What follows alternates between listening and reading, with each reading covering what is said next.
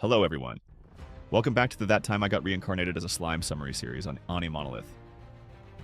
Continuing from the previous events, after Rimuru agreed to help Luminous guard Lubelius, the midnight meeting concluded. The next morning, Rimuru and the orchestra were taken to a grand cathedral for the sound check in preparation for the upcoming concert.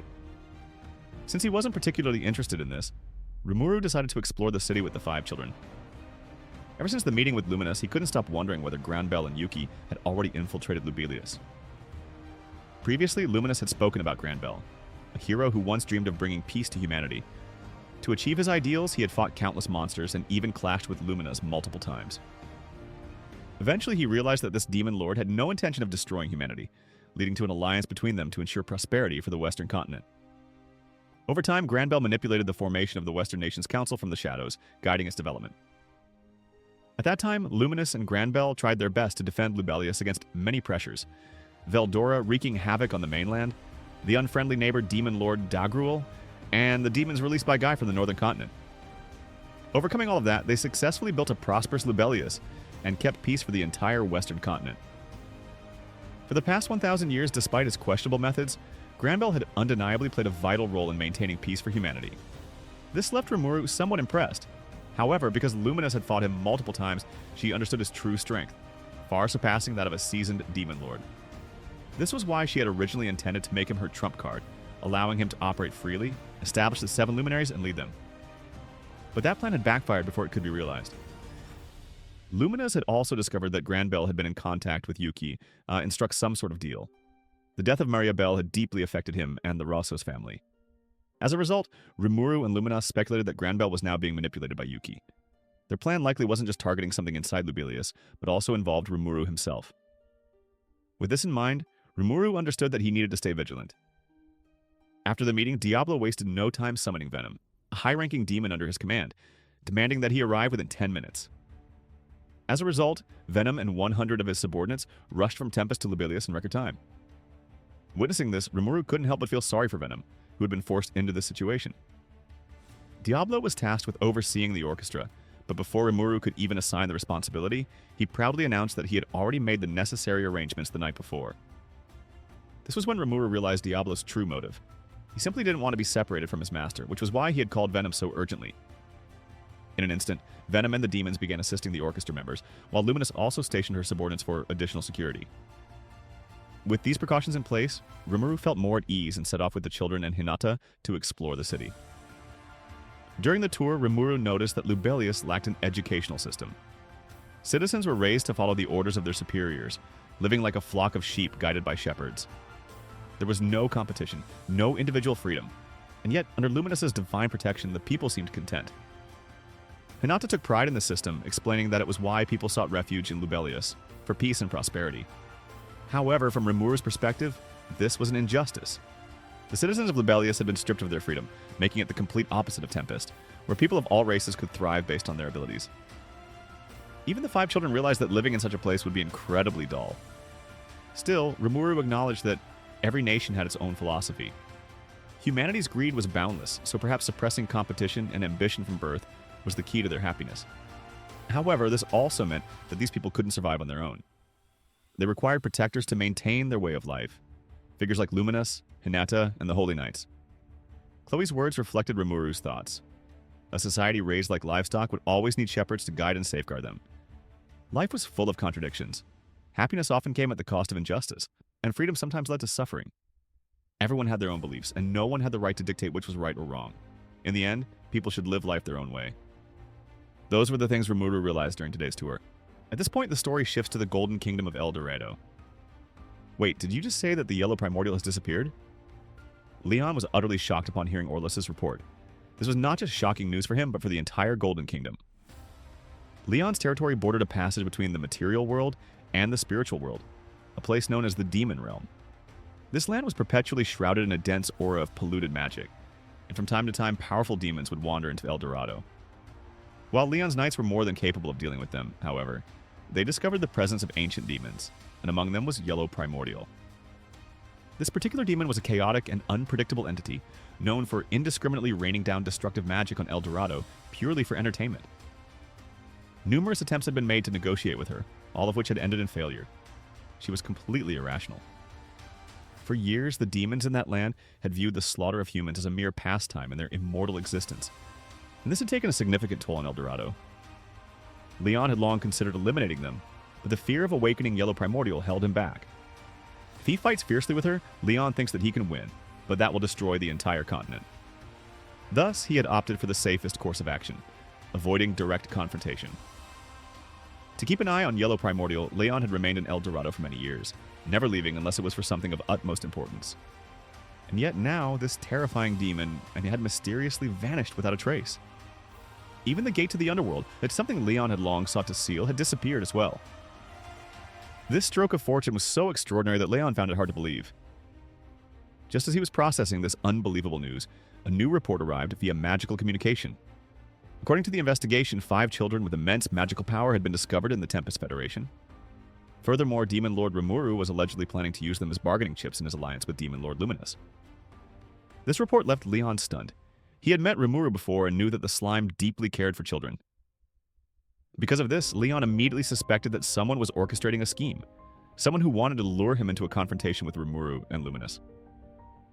Reviewing the possible culprits, Leon realized that only 2 factions knew about his secret dealings with summoned children: Cerberus and the Rossos family, who had been supplying him with these children. In the past, Leon might have ignored such suspicions, but this time something felt off. A sense of unease crept over him when he thought about Granbell. And so, for reasons he couldn't yet fully understand, Leon decided to investigate this conspiracy himself. With Yellow Primordial gone, this was the perfect opportunity for him to temporarily leave El Dorado, leaving the kingdom to Claude and Orlaus, his 2 loyal subordinates. The Platinum Saber, Leon Cromwell, set off for Libelius. The story now shifts to Yuki's group. They had detected Leon's movements, confirming that he was heading toward Libelius. This revelation made Yuki realize that Leon's true objective was to locate Chloe. Meanwhile, Laplace and the others were still puzzled as to why Yuki had deliberately leaked information to Leon about the alliance between Rimuru, Luminous, and the 5 children. They knew that Leon was an extremely cautious individual. There was no way he would take the information at face value. In fact, he might even suspect Cerberus. However, Yuki believed that the trade-off was well worth it. For a long time, he had used Cerberus to conduct transactions involving summoned children with Leon, not just to investigate the Demon Lord's intentions, but also to build a relationship that could serve his future plans. Most of these children came from the Rossos family, but Yuki now intended to make the Rossos the scapegoats for his upcoming scheme. This meant that there would no longer be a supply of children for Leon, and since the trade relationship would naturally end, there was no need to maintain ties with him anymore. Sacrificing a disposable client in exchange for crucial intelligence on Chloe was more than worth it. Upon hearing his reasoning, Laplace and the others were left speechless. Yuki understood that while Leon was cautious, he was also overconfident in his own abilities. Because of that arrogance, Leon had never thoroughly investigated the Rossos family, a mistake that had left him blind to a massive lurking threat. According to Cerberus' investigations, the Rossos had 3 exceptionally dangerous individuals. First was Maribel Rossos, now deceased. Second was Granbell Rossos, a key figure in the Western nations. And third, a mysterious and incredibly powerful being, one even Maribel herself could not command. For many years, the northern border of Ingracia had been constantly fending off demonic incursions from the frozen continent, where Guy had released countless demons purely for entertainment. Despite this, the border had remained stable for generations, thanks to the protection of an enigmatic figure. He was always seen wearing a mask and full body armor concealing his identity. What was known, however, was that he had personally met Granbell. According to Demrata, this man was even more difficult to deal with than Granbell himself. His name was Rajun, a monster being whom Granbell had named. It was speculated that his armor was not merely protection, it was his true form. Yuki knew that the demons released by Guy were merely playing around, yet Rajun had single-handedly wiped them out with ease. That alone was enough proof of his monstrous strength.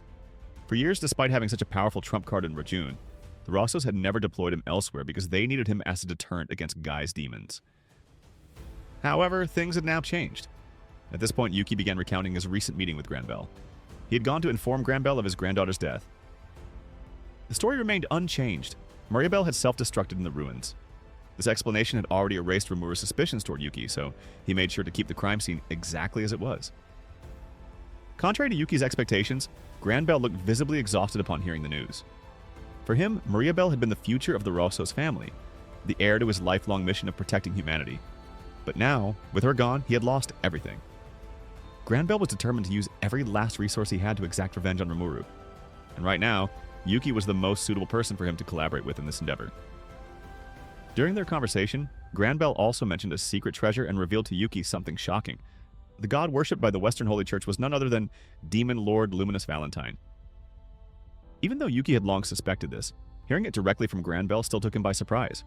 He wondered why Granbell would willingly disclose such a critical secret. The answer became clear when Granbell spoke. He was trying to persuade Yuki to join him. However, Yuki refused. His reasoning was simple. He no longer wished to antagonize Rimuru. In addition, this demon lord wanted to live in harmony with humanity. But Granbell, with the instincts of a former hero, firmly believed otherwise. To him, Rimuru was an anomaly that would plunge the world into chaos and had to be eliminated. Granbell's declaration caught Yuki off guard and made us suspicious of him claim to be a hero. Despite possessing overwhelming charisma and the aura of a natural leader, Granbell did not exude a level of power surpassing Mariabell's. This discrepancy puzzled Yuki. Regardless of whether Yuki truly believed Granbell was a hero, the old man remained steadfast in his proposal for collaboration.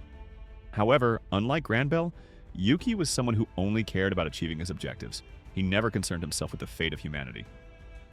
Additionally, this plan directly targeted Rimuru, making it dangerous. That being said, when Granbell mentioned Luminous's secret treasure, an ultimate weapon capable of sealing Veldora, Yuki couldn't help but feel both alarmed and intrigued. According to Granbell, this treasure was the Holy Ark, which contained a hero. This was, without a doubt, the most powerful human warrior Granbell had ever encountered, someone he could not even touch, even at his peak. Yuki, an expert in reading people, immediately recognized that Granbell was telling the truth. This meant that a hero powerful enough to seal a true dragon actually existed. If Luminous really used some kind of magic to control the hero, Yuki would neutralize it and turn it into his ultimate weapon. Thus, their plan was set in motion. Granbell would launch a full-scale attack on Lobelia to cause chaos and distract Luminous and her forces. Meanwhile, Yuki would infiltrate and steal the Holy Ark. It was an attractive proposition, but Yuki wasn't naive enough to trust it blindly.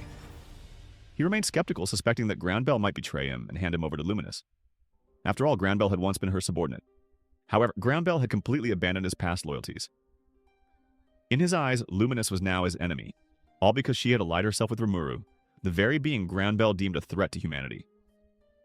Seeing the old man's unwavering determination, Yuki became convinced. Granbell was not lying. Furthermore, in this plan, Yuki held all the advantages. Granbell would be the one making the first move. Yuki could simply observe his actions, evaluate the situation, and decide whether to proceed. If things looked unfavorable, he could just vanish without a trace. With this mutual understanding, the two began discussing the intricate details of their operation.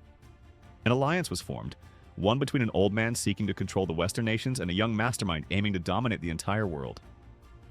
Granbell was ready to go all in. He mobilized every available resource of the Rosso family, including the Foreign Intelligence Agency's top operatives, the surviving members of the Blood Shadow, otherworlders that had been summoned by the Rosso family. Most importantly, Rajun would be called back to join the battle. Meanwhile, Yuki also set his plans in motion.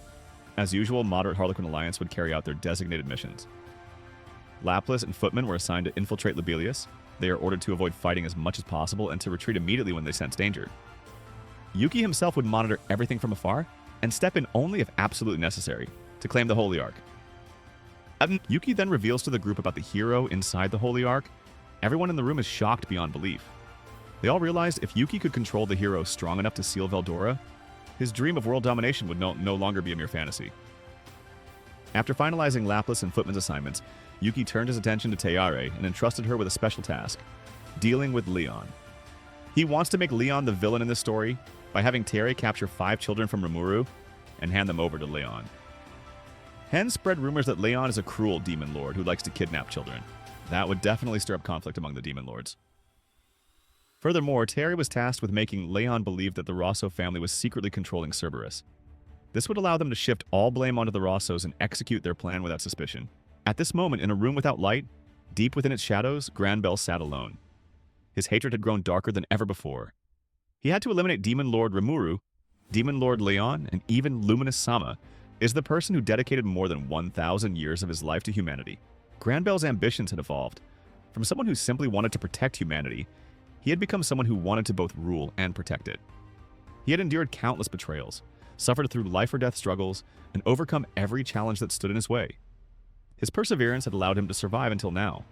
But now that he doesn't know how long he will live and Maribel is gone, Granbell thinks that humanity will soon be on the path of destruction.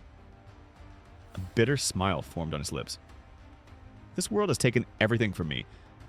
Perhaps it would be best if it were destroyed. Those are the silent, mad words of a man who has dedicated his life to protecting humanity. Granbell Rosos. And the video ends here. Thank you for listening,